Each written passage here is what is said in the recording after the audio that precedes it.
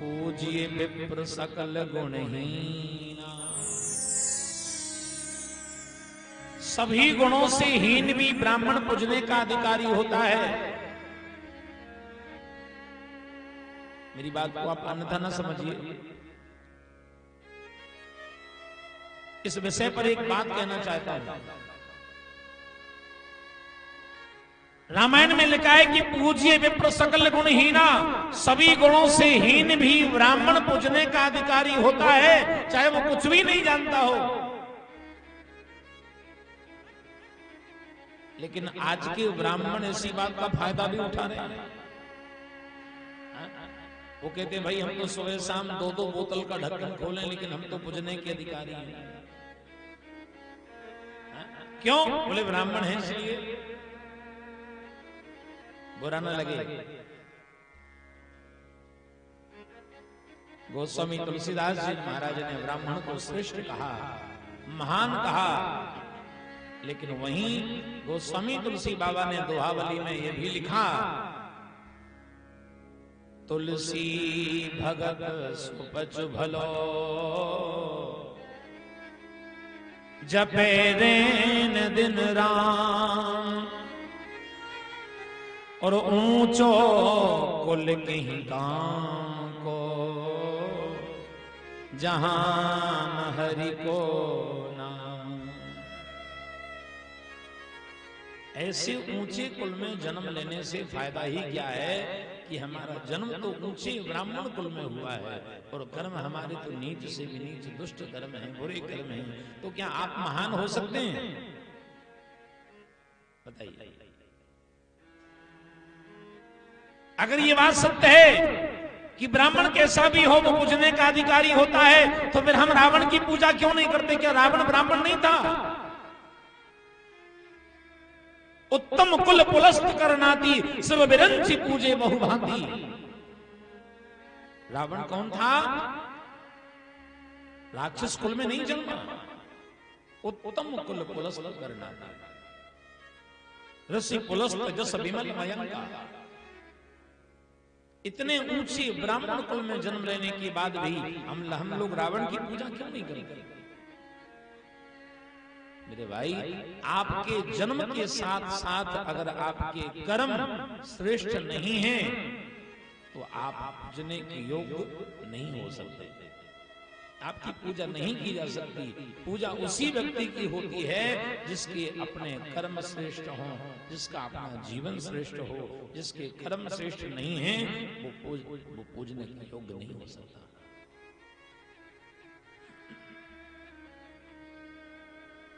तुलसीदास जी कहते हैं भैया वो ठीक है, एक वो झाड़ू लगाने वाला हरिजन, तुलसी भगत स्वपच भलो।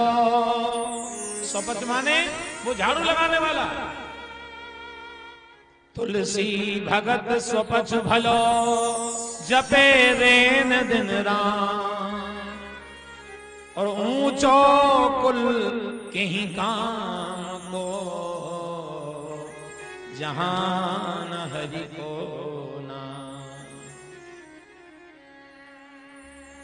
एक भाई हमसे पूछ रहे थे, बोले महाराज जी हमारे सनातन धर्म में जो वर्ण व्यवस्था है,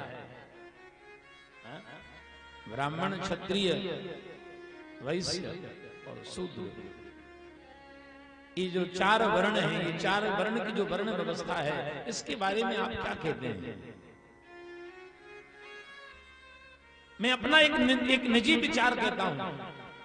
मेरा मानना यह है, इन 4 वर्णों में ना तो कोई बड़ा है और ना कोई छोटा है। क्यों? अब आप कहेंगे आप ऐसा कैसे कह सकते हैं? मैं ऐसा इसलिए कह सकता हूं कि एक पिता की 4 संतानें हैं। एक पिता की 4 संतानें, 4 पुत्र हैं। किसी का जन्म पहले हो गया, किसी का जन्म बाद में हो गया, इसका मतलब ये नहीं है कि छोटा वाला हम उसको छू भी नहीं सकते। ऐसा नहीं है। उम्र में कोई छोटा बड़ा हो सकता है, लेकिन मेरे भाई हम सब एक ही पिता की संतान हैं।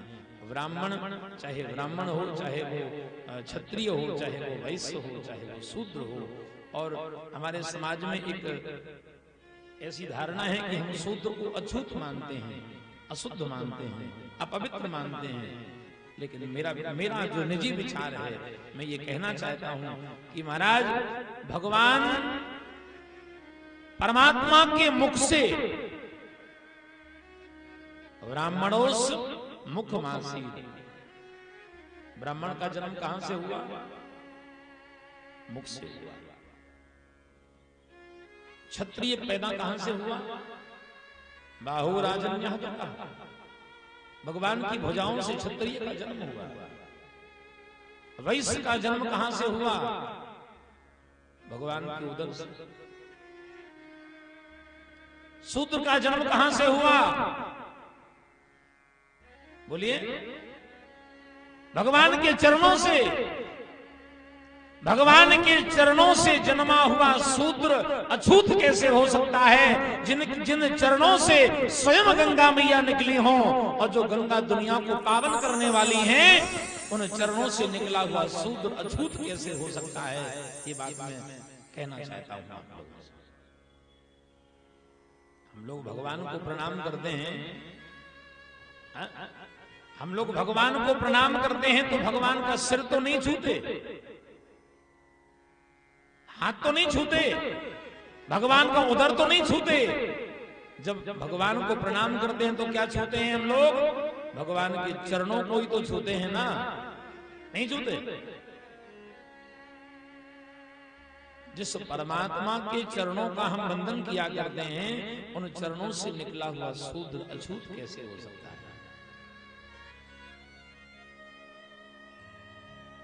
ये हमारी सनातन परंपरा में ऐसा नहीं था। जो आज वर्तमान में हमारे देश में जो जाति पाति का भेदभाव माना जा रहा है बहुत ज्यादा, और क्या कहूं इस विषय में, ये पुरानी परंपरा जो हमारी है, जो सनातन संस्कृति है, ऐसा पहले नहीं था। ये मध्य में बीच में कुछ लोगों ने हमारे हिंदू समाज को, हमारे सनातन धर्म को तोड़ने के लिए जातियों में बांट करके महाराज, और हमारे सनातन धर्म को तोड़ने का प्रयास किया गया। परमात्मा के शरीर से जन्मा हुआ हर एक व्यक्ति, चाहे वो किसी भी स्थान से प्रकट हुआ हो, चाहे वो मुख से जन्मा ब्राह्मण हो, चाहे भुजाओं से जन्मा क्षत्रिय हो, और चाहे उदर से जन्मा वैश्य हो, चाहे चरणों से निकला शूद्र हो, सभी बराबर हैं। परमात्मा की कृपा सबके ऊपर बराबर है। परमात्मा के लिए कोई छोटा बड़ा नहीं है। पिता के लिए कोई पुत्र छोटा बड़ा नहीं होता। परमात्मा के लिए, पिता के लिए हर एक संतान उसकी नजरों में बराबर होती है। फिर हम लोग उसको छोटा बड़ा क्यों माने? प्रेम से बोलो राधे राधे।